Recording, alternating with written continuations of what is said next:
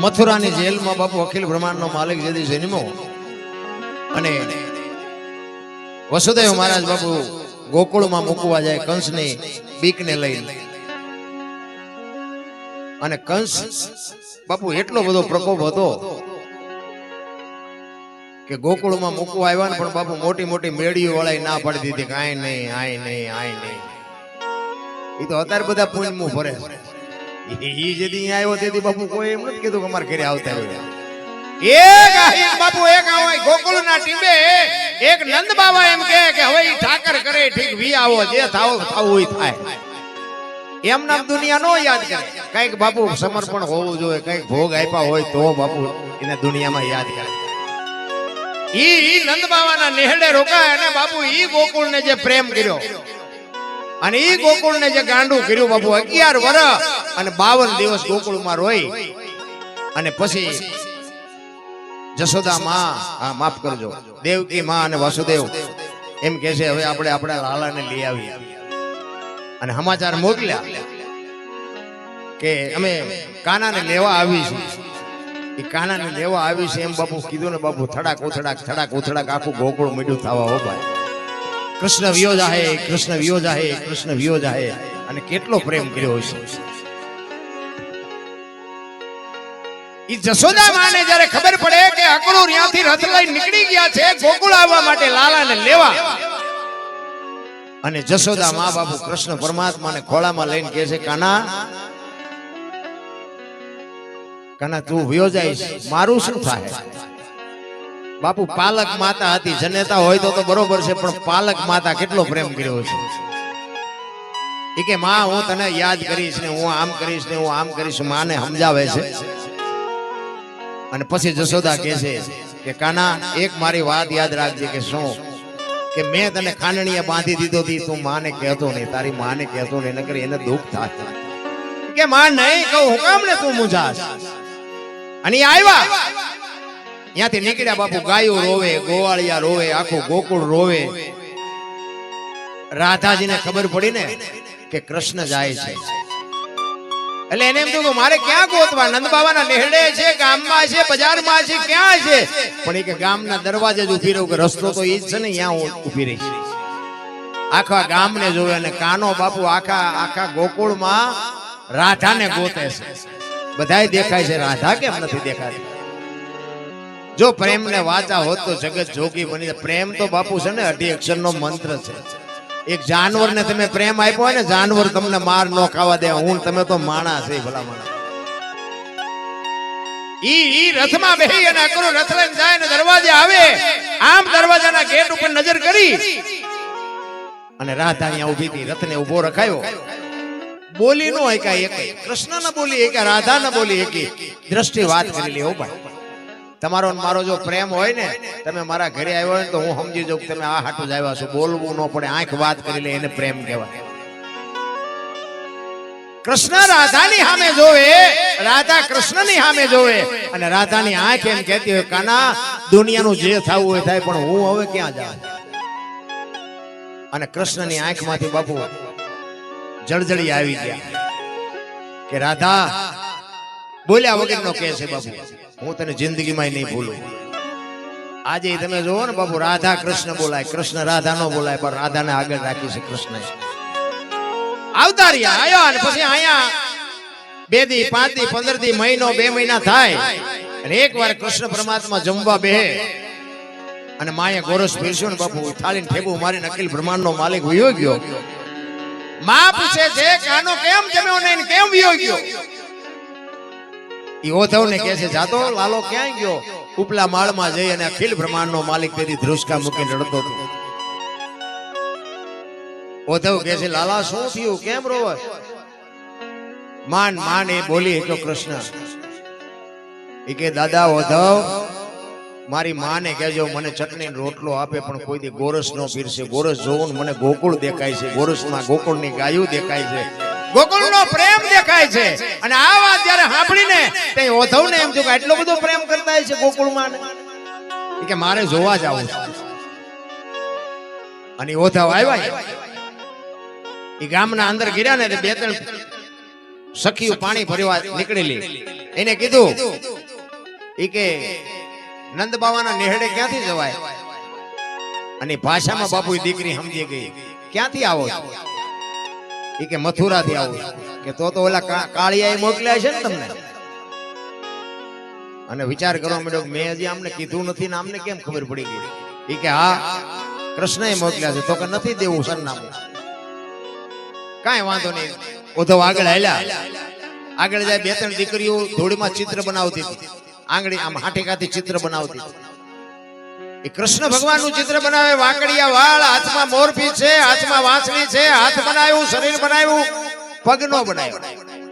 અને દીકરીઓ હાલતી થઈ ને એટલે ઉદ્ધવે કીધું કે હે દીકરીઓ, આ ચિત્રને કેમ અધૂરું મૂક્યું? આ પગ તો બનાવ્યા નહીં. ઈ કે પગ હતો એટલે તો ભાગી ગયો, પગ નથી બનાવાય. ઉદ્ધવને એમ થયું, ઓહો, ચિત્ર ઉપર જયારે આના આટલો ભરોસો છે તો આ જગતમાં શું આને પ્રેમ કર્યો છે? આગળ જઈ એક વ્યક્તિ ઊભી છે, એને પૂછે છે કે મારે નંદ બાવાના નેહડે જાવું. એને કીધું કે ધોરીઓ જે પાણીનો હાલ્યો જાય ને, ઈ ધોરીએ હાલ્યા જાજો. અમારી આ ગોકુળની ગંગા છે, પણ ઈ કે એમાં પગ નો બોલતા હોય. ઉદ્ધવ કે આયા ગંગા ગોકુળની ક્યાંથી? ઈ કે કૃષ્ણ અહીંથી ગયા ને, તેદુના બાપુ નંદ બાવા રોવે છે, માં જશોદા રોવે છે, ગોકુળની ગાયો રોવે છે, ગોકુળના ગોવાળિયા રોવે છે, અને બધાયના આહુડા ભેગા થઈને આ ધોરીઓ થયો છે, એટલે અમારી ગોકુળની ગંગા છે. અને તેથી ઉદ્ધવ બાપુ ધ્રુજી ગયો હોય કે હું નંદ બાવાના નેહડે જઈ નહીં શકું. ત્યાં એને ભગો ચારણ હામો મળે અને ભગાને કહે છે કે મારે નંદ બાવાના નેહડે જવું હતું, પણ મારે જવું નથી હવે. કે કેમ? એ કે હવે મારે અહીંથી પાછું વળી જવું છે. તો કે હવે ગોકુળમાં જાવ, મથુરામાં જાવ છો? તો કે હા. તો કે એક મારી અરજી લેતા જશો? તો કે હા.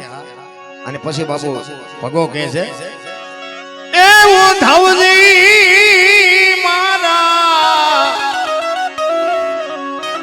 મારા વાલાને ઓઢીને કહેજો, માને તો ઈ કે બહુ નો વટતા. ઈ કે જો માને તો મનાવજો. બાપુ જોવો તો ખરા, એને ભલામણ કરી છે. બાપુ લીલા છે ને અપરંપાર. કૃષ્ણને સમજવો બાપુ અઘરો છે. રામ અને કૃષ્ણમાં છે ને બાપુ બહુ ફરક છે. રામની પાસે છે ને મર્યાદાથી ઉભું રહેવું પડે, અને કૃષ્ણના ખંભે હાથ રાખીને ઉભા રહ્યો ને તો હાલે. કૃષ્ણને સમજવો બાપુ અઘરો છે. ગોપીઓ સ્નાન કરતી હતી ને, જાણીતો દાખલો છે, બધાને ખબર છે.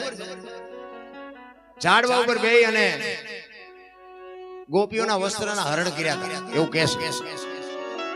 એટલે ઘણા બાપુ આ વિરોધ કરે, કારણ કે સમજણના ઘરમાં ન હોય, ગમે એ બોલે. ઘણા એમ થાય કે બૈરા નાતા હોય ને એના કપડા લઈને વ્યા જાય, ભગવાન આવું હોય કોઈ. પણ આ બધું છે ને વાત જ બધી અલગ છે ભાઈ. કે હાવ તમને પરફેક્ટ ખોલીને વાત કરે તો તમને મગજમાં બેહે જ નહીં. આખી દુનિયાને જે બનાવ્યા હોય, આપણને તમને મને બધાને બનાવ્યા હોય, એને તમારા ડોસાની શું જરૂર હોય? એવું કઈ છે જ નહીં. કોકે કૃષ્ણને કીધું કે આ ગોપીઓ નાતી હતી ને એના વસ્ત્રનું હરણ કરવાનો તમને શું ફાયદો થયો? એ કે ફાયદો મારે બીજો કાંઈ નહોતો, પણ મને ખબર હતી કે આગળ ઉપર દ્રૌપદીના ચીર લૂંટાશે ને, તેથી મારે વસ્ત્ર પૂરવા પડશે. તેથી મારી પાસે નહીં હોય તો આવડા કામ આવશે, હાથા કરીને મોકલી દેશે કે દ્રૌપદીના ચીર પૂરવા આટો. આ તમને મને ખબર ન હોય. અખિલ બ્રહ્માંડનો માલિક છે ભલામણ, એને હજી આપણે સમજી જ નથી. એકવાર નારદજી મૃત્યુલોકમાં વસ્તીમાં વિચરવા માટે નીકળ્યા, ભિક્ષાવૃત્તિ માટે. અને એક ઘરની ડેલીએ જઈ અને કીધું ભિક્ષાન દેહી મૈયા. અને એક બાપુ દીકરાની વહુ હુપડું ભરીને અનાજ લઈને આવી અને કીધું લ્યો બાપુ. બાપુ આમ જોડી લાંબી કરી અને એમાં હુપડું ભરીને અનાજ નાખ્યું. એટલે આશીર્વાદ આપ્યા નારદજીએ કે ભગવાન તારું ભલું કરે, તારા જણા જીવતા રાખે, જણા જીવતા રાખે એમ કીધું ને બાપુ હાથમાંથી હુપડું પડી. નારદજી કે બેન શું થયું તને? તારા હાથમાંથી હુકડું પડી ગયું, મારથી કઈ ખોટું બોલાઈ ગયું? કે ના બાપુ એવું નથી, પણ તમે કીધું ને કે તારા જણા જીવતા રાખે, મને ભગવાને શેર માટીની ખોટ છે, મને આપ્યું જ નથી. અને બાપુ નારદજીને વાઢ્યા હોય તો લોહી નો કે અરે આ ભગવાન નો કે જોવો તો ખરા ક્યાંક ક્યાંક અન્યાય નથી. ખાવા ધાન નો અહીંયા કે હાથ ને ગુડ્યા અવાડા ડાટા કાઢે. અને આવું ભેરું ભાદરું ઘર સાધુ સંતોને હુકડા ભરી ભરીને અનાજ આપે એને એક દીકરો નો આપી શકે એ કે આજ ભગવાનનો વારો કાઢવો ગયા ભગવાનને કે કૃષ્ણ પરમાત્માને નારદજી કહે છે પ્રભુ મારે એક તમારી પાસે ફરિયાદ કરવી છે કે શું એ કે ખાવા ધાન નથી પહેરવા લુગડું નથી અહીંયા હાથ હાથના ઢગલા કર્યા છે હું એક ગામમાં ગયો અને એક બાઈ તમે જોવો તો ભર્યું ફાયદરું ઘર ફૂપડું ભરીને મને અનાજ આપ્યું તારા અહીંયા ખોટ છે આવડી મોટી એક દીકરો તું નો આપી ગયા કૃષ્ણ પરમાત્માએ કીધું કે નારદ હજી સાચી વાત ની તમને ખબર જ નથી ઈ કે કેમ ઈ કે હું વાત કરીશ ને તમે સાંભળે નહીં આખો સાથી ઉપર પાણો રાખો રાખો ઈ કે કેમ ઈ કે આ જન્મમાં નહીં એને 7 જન્મમાં બાપુ સંતાનનો યોગ નથી 7 ભવ સુધી એને સંતાન નહીં થાય અને ભાઈ નારદજીને એમ થયું ઓહો આ બાઈનું શું કર્મ હશે 7 ભવ સુધી એક સંતાનનો યોગ ન હોય આવડું મોટું આને શું કર્મ કર્યું છે અને બીજી વાર આવ્યા નારદજી જ્યારે ઈ ફળિયામાં હાથ દીકરા રમતા હતા એટલે નારદજીને એમ થયું કે આ ભગવાન તો ના પાડતા હતા કે 7 ભવ માને છે ને એટલા દીકરા પાડોશીના હશે કોઈ ફળિયા બાજુના હશે આ એના નો હોય એટલે બેને ખોપડું ભરીને અનાજ આપ્યું ને એટલે નારદજી આશીર્વાદ આપ્યા એ કે બેન આ પારકા છોકરાને તું મોટા કરશ ને ઉછેરસ ને એનું ફળ તને આવતા જન્મમાં મારો નાથ ચોક્કસ આપશે તેથી બાપુ એ માં કહેતી હતી કે મહારાજ શું બોલો છો આ પારકા નથી આ હાથે હાથ મારા છે આની જણનારી જનેતા શું હાથ દીકરા હાથે હાથ મારા છે અને નારદજીને વાટ્યા હોય તો લોહી નો નીકળે ઓલો કે હાથ ભવમાં કઈ નથી આવ્યું નાને એક અરે હાથ અને ગયા ભગવાન ભાઈ કે ભગવાન અરે બાજી લેવું આ આપણે ઈ જ મથી છે સમજણ છે ને ગમ્યા બાજવા મંડી છે આ આપણે ડખા જ્યાં થયા છે અત્યારે આ મોબાઈલ ના માધ્યમથી સમજે આ અમારા વિડીયોમાં હું ક્યારેક કોમેન્ટ વાંચું ને કાનના કીડા ખરી જાય એવું લખ્યું હવે અમને એમને કોઈ સાંભળતું નથી ને અમે બોલી સાંભળી જોઈ શકતા નથી હવે આ પીડા કોને કેવી આમાં આવતા નથી એમનો ફોન નંબર દેતા નથી અને એવું લખે આપણે એમ થાય તારું બૈરું તને ટેમે રોટલો નથી દેતું ને અમારું હું લોહી પીવર્યું અહીંયા કઈને જે કરવાનું ઈ કૃષ્ણ પરમાત્માની પાસે નારદજી આવે એ કે ભગવાન અરે બાજી લેવું છે એટલે આમ નારદજી આવતા હતા ને ભગવાન બેઠા હતા ને એટલે એ તો બાબુ તન કી જાણે મન કી જાણે જાણે જિંદગી ચોરી એનેથી શું છુપાવવું આખા જીવનની જેને હાથમાં દોરી એ સમજી ગયા કે આવે છે ને ફરિયાદ કરવા જ આવે છે ને હમણાં મારું માથું ખાઈ છે એટલે કૃષ્ણએ આડા પડી ગયા અને આડા પડી ગયા જે આમ રૂમ ની અંદર નારદ ગિર્યા ને તરત જ કૃષ્ણ પરમાત્મા ઉપર અરે નારદ હું ક્યાં નો તારી રાહ જોતો મને પેટમાં એટલી વાઈટ ઉપડી છે કે હું તારી જ રાહ જોતો વૈદ્ય આવીને કીધું કે માણાનું કાળજું ક્યાંકથી લઈ આવો તો મટે એવું છે ને કે મટે એવું નથી તું કઈક વ્યવસ્થા કરી હું તારી ચાંદ નો રાહ જોતો હતો નારદ ને ઓલી વાત મગજમાં નીકળી ઈ કે તમને પેટમાં દુખે અરે મારા બાપ તમે તો અખિલ બ્રહ્માંડના માલિક તમને પેટમાં દુખે તમને કઈક થાય છે તો આ દુનિયાનું શું થાય છે હું એટલે તો તને કહું છું તારી જ રાહ જોતો હતો ઓલી વાત ને બાપુ લીલાટ મારી દીધી ઈ કે પણ કાળજો ઈ કે તું જા ગમે ત્યાં દુનિયામાં જા પણ તું કાળજો લઈ આય નીકળ્યા નારદજી ઉપર ગામે ગામ રખડે એ કોઈની પાસે છે કાળજો એ કોઈની પાસે છે કાળજો અમારો ભગવાન બીમાર પડ્યો છે કાળજાની જરૂર છે એમાં ગિરનાર ભવનાથ તળેટીમાં બાપુ નીકળ્યો ને એક રૂખડીયો બાવો બેઠેલો એને કીધું કે એ બાપુ શું રાડ્યું પાડો ઈ કે ભાઈ કાળજો જોવે અમારા ભગવાન બીમાર પડ્યો છે એના આટલું વૈદ્ય કીધું છે કાળજો હોય તો મટે તો કે કાળજુ જોઈ છે ભગવાન માટે તો કે હા તો કે સરી બરી લાવ્યા છો હા કોકના કાળજા કાઢવા સરિયું હારે જ હોય એ તો આપણે મરવું હોય તો ઉપાધિ છે કોકને મારવામાં ચા વાંધો છે ઉસીના હથિયાર લઈ જાય એ કટાર આપી અને બાપુ ભાસ લઈને પેટમાં મારીને કાળજુ કાઢીને કીધું કાલ્યો લઈ જાઓ આજ આ એક આપી છે કદાચ જો ભગવાન હાજો ન થાય ને કાલ ખટારો ભરીને જોતો હોય તો ખટારો ભરીને આપશું કાલ વી આવજો અને હાથમાં કાળજો લઈ અખિલ બ્રહ્માંડના માલિક પાસે આવે એક હાથમાં કાળજો એક હાથમાં કટાર અને લોહી લોહાણ લુગડા અને આમ કૃષ્ણ પરમાત્માએ જોયું કીધું કે આને કોકને ગુડી નાખ્યું આવ્યા એ કે કાળજો મળ્યું એ કે ભગવાન તમારે વાતો કરવી જાવ તો તમને ખબર પડે કેટલું રખડ્યો તે માન મેળ પડ્યો એ કે પણ મને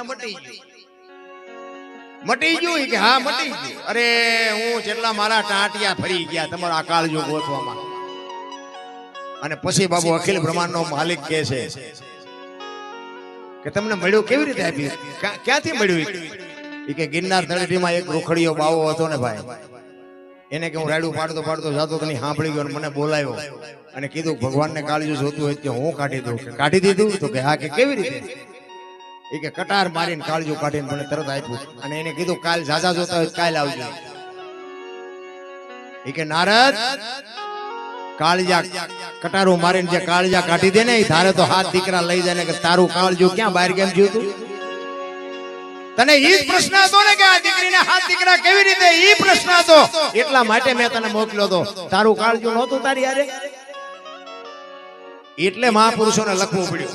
આવા મહાપુરુષો છે ને કોકના માટે બલિદાન આપ્યા છે.